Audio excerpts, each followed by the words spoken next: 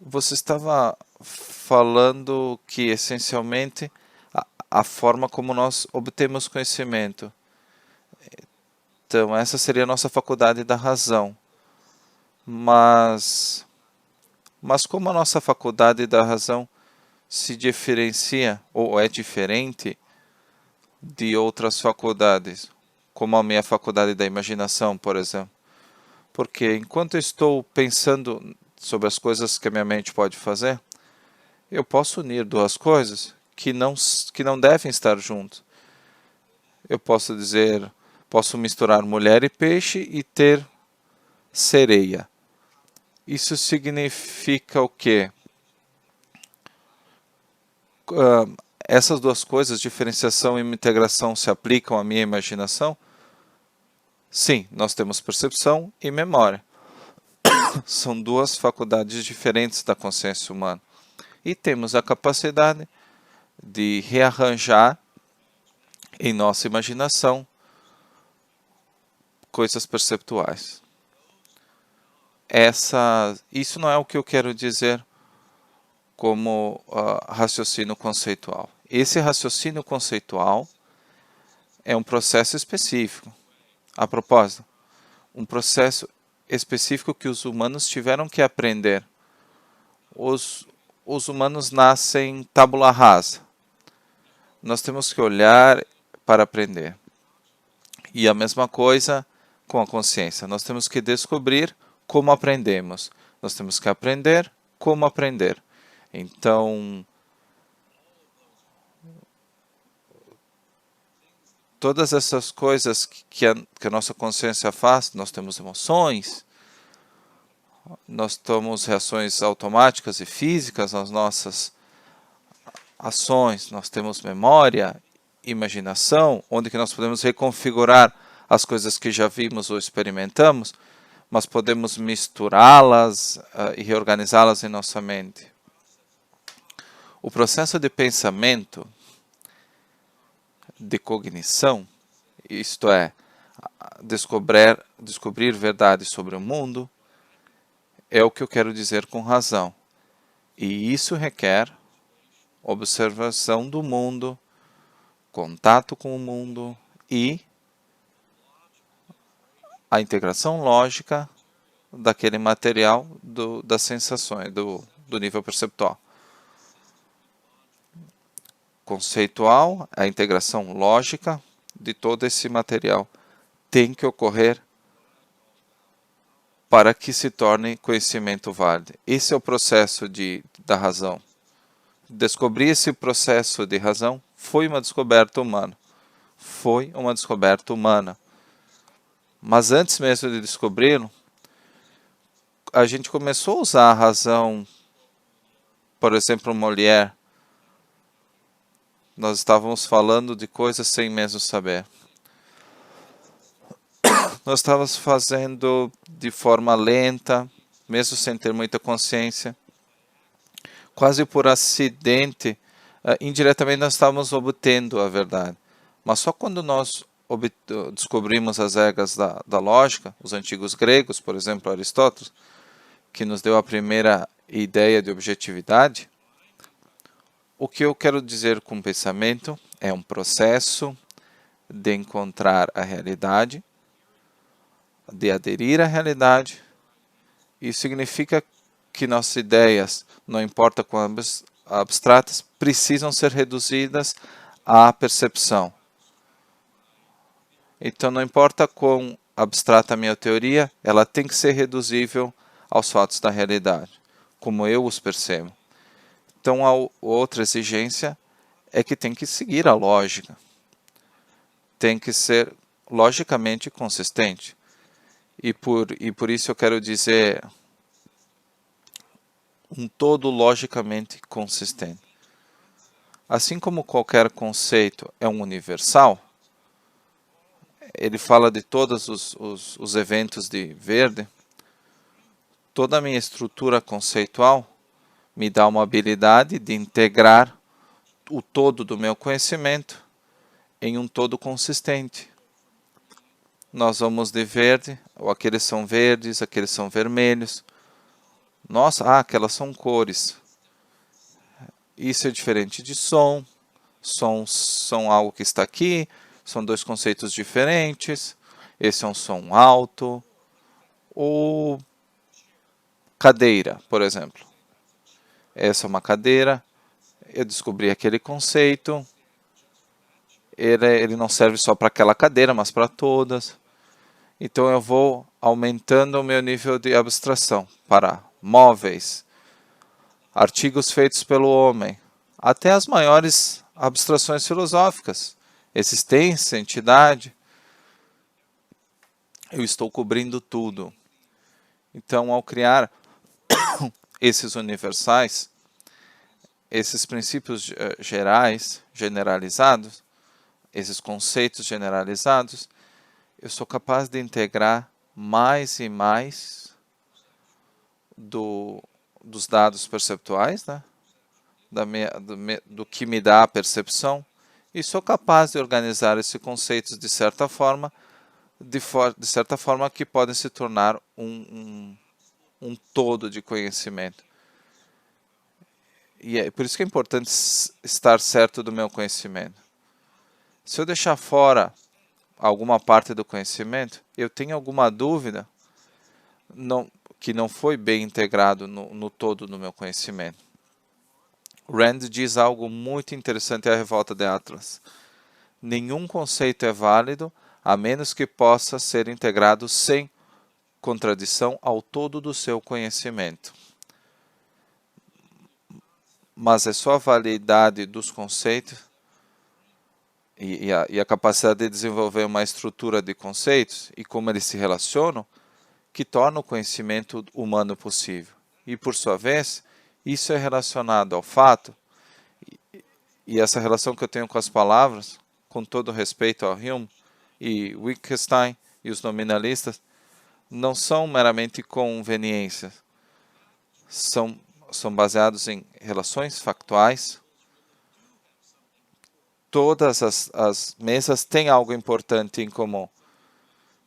E se eu quiser colocar meu copo em cima de uma outra coisa, em cima de uma lâmpada, ele vai cair.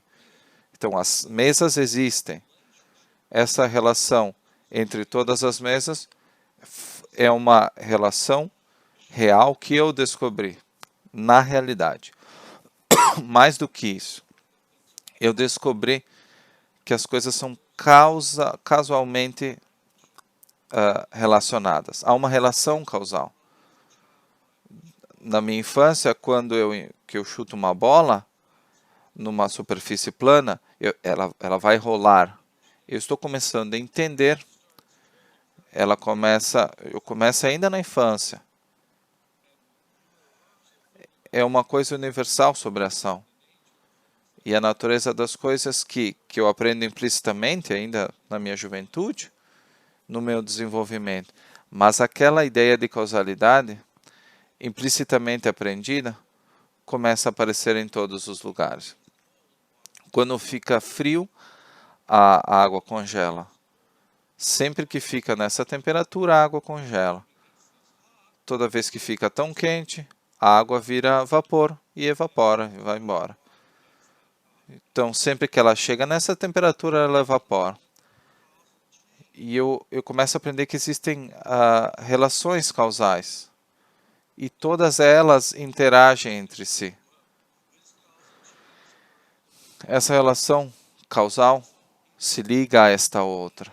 Então, na realidade, as generalizações conceituais às quais eu chego são verdades com base no método mental de lidar e conhecer o mundo. Reduzir as coisas a um número que é possível gerir. Tem que ser um número que seja possível controlar de unidades, baseados nos fatos da realidade, nas relações que existem na realidade. São relações causais. E assim, estamos avaliando um único universo. E todas essas relações causais dentro desse universo a minha mente tem que entender isso. Tem que ser muito bem integrada, como o mundo é interativo e integrado. É um universo. Imagine dois universos, como um mundo da Matrix, onde você se conecta em um ou em outro. Não é nem como um Matrix, mas tem uma ponte. Imagine dois universos separados. Não é disso que nós estamos falando. E o conhecimento não seria possível se houvesse essa divisão. É só um universo e, portanto, o nosso conhecimento deve estar num todo consistente, se quiser lidar com isso. Se você ver a história do conhecimento, é assim que funciona. Nós chegamos a um ponto que as pessoas podem descobrir, por exemplo, a lei da gravidade, olhar as estrelas no sistema solar, o movimento dos planetas ao redor do Sol. O que isso poderia ter a ver? Kepler desenvolve as suas regras sobre o movimento dos planetas, o Galileu faz alguns experimentos, pouco depois, sobre os pêndulos e objetos que caíam. Vem Newton e diz, vejam só, é tudo a mesma coisa. Se os objetos caindo, o movimento dos planetas, o mesmo princípio. Eu posso reduzir alguns princípios, né, bem acessíveis. Eu posso resumir isso. Todas as regras que vão explicar todo o movimento de todo objeto físico que podemos ver no objeto solar. Todos. Eu posso resumir com algumas fórmulas. Então, o processo de conhecimento humano é um processo de integração, de unificar o nosso conhecimento em mais e mais todos unificados. Isso reflete as relações que existem na realidade. Isso respondeu a sua pergunta? Eu sei que é uma resposta longa, mas parece que nesse processo de adquirir conhecimento, e ele começa com a diferenciação e integração, parece que, de certo sentido, é um processo difícil, não é um processo óbvio, automático, e certamente podem haver erros nesse processo. Então, se eu posso ter ideias na minha mente, que vêm da minha imaginação, então, só porque eu tenho conteúdo na minha mente, não quer dizer que ele esteja correto. Eu posso inventar, ou pior, eu posso cometer um erro. Então, estou tentando fazer uma integração adequada, mas por alguma razão eu cometo um erro.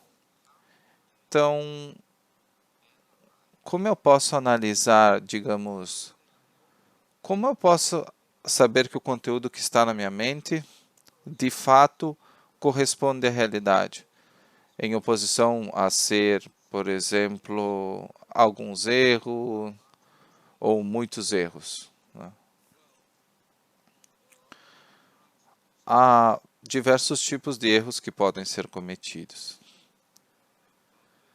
E, obviamente, antes da descoberta de um método objetivo, e aqui isso é a chave, a descoberta do método objetivo de conhecimento, e vamos voltar ao que eu falei antes, assim como descobrimos os fatos da realidade, nós temos que descobrir como usar a nossa consciência adequadamente. Se eu fosse seguir os meus sentimentos ou o que eu quero acreditar que seja, colocando meus sentimentos acima dos fatos, eu estaria cometendo um erro fatal, podemos dizer. E então, mesmo antes da descoberta da lógica pelos gregos, as pessoas estavam usando a razão, mas de uma forma que não era sistemática. Era tentativa e erro. Sem, eles tinham uma ideia de quando acertavam, mas e viveram muitos tempo com ilusões, né, nesse processo. Então, quando nós descobrimos esses métodos, e aí que nós vemos a importância da epistemologia. E o Aristóteles descobriu regras básicas da lógica dedutiva. Então, para saber, você tem que observar. Você tem que analisar. Nós nascemos tábula rasa. Qualquer conhecimento deve ser baseado na observação. Você não pode se contradizer. Não existem contradições na realidade. Não há contradição. Observe as coisas. As coisas são o que são e nada mais, ao mesmo tempo e no mesmo contexto. Portanto, ele fez parecer simples, como se todas essas coisas emanassem da lei da não contradição, mas ele estava se baseando até na geometria pré-euclidiana,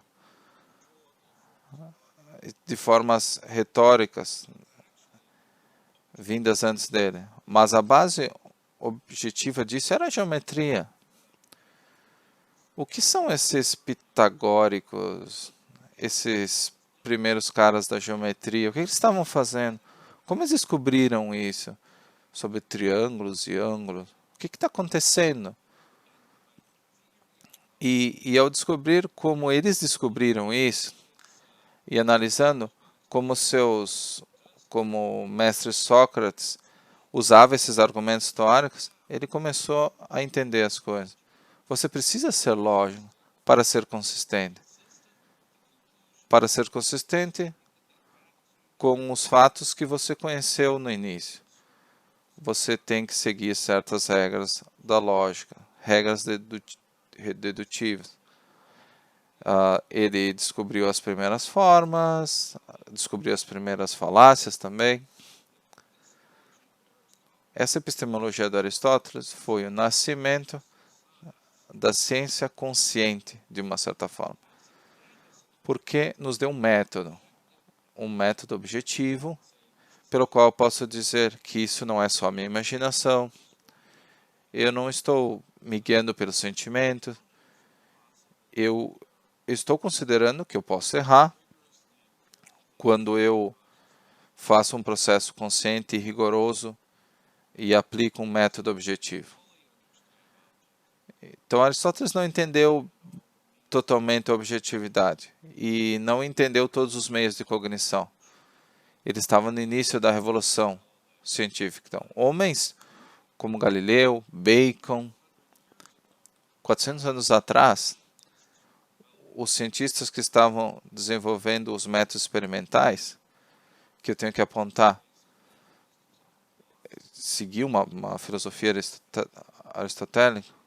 O professor Randall demonstra satisfatoriamente que o próprio Galileu obteve um método experimental dos aristotélicos da escola de Pádua. Mas seja como for, o método experimental, controlar os fatores para forçar uma resposta da realidade que de outra forma seria invisível, controlar os fatores, entender as diferenças, similaridades, o que fez cada coisa, e assim podemos descobrir as coisas, penetrar no mundo conceitual e descobrir as relações invisíveis entre as coisas, as relações invisíveis em um nível conceitual.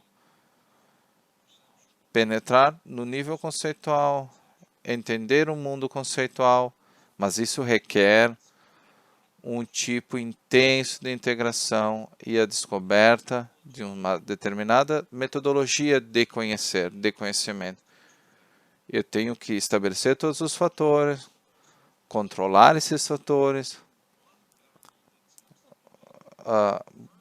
buscar esse fator central, verificar na observação.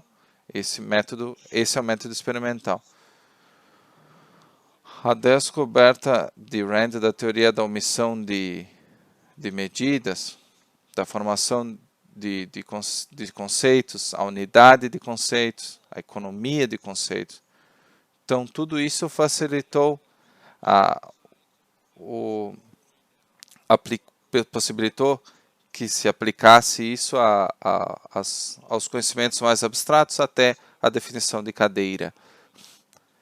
Então, a descoberta de como desenvolvemos a que se refere cada conceito na realidade, como formar conceitos objetivamente, como usar a lógica objetivamente e como, através da indução, inferir corretamente as coisas, foram todas descobertas indutivas, descobertas científicas, mas ao ter essas ferramentas e conscientemente aplicá-las, nós podemos considerar a possibilidade de erro, mas chegar à verdade.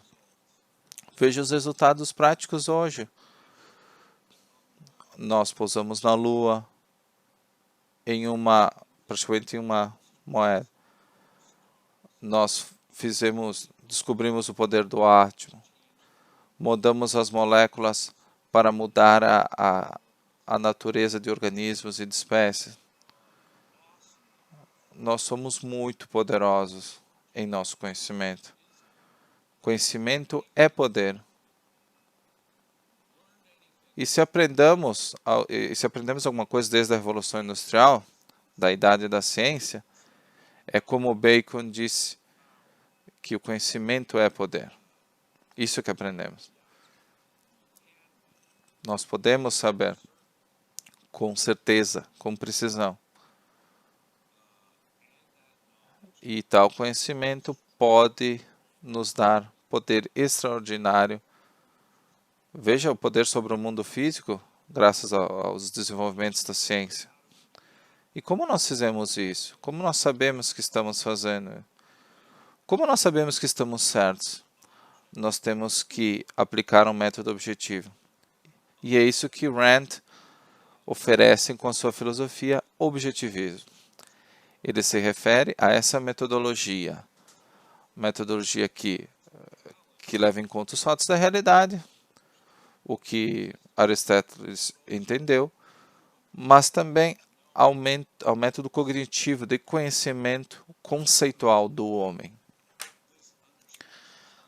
Esse entendimento da necessidade do método é o que nos dá confiança no nosso conhecimento e na objetividade.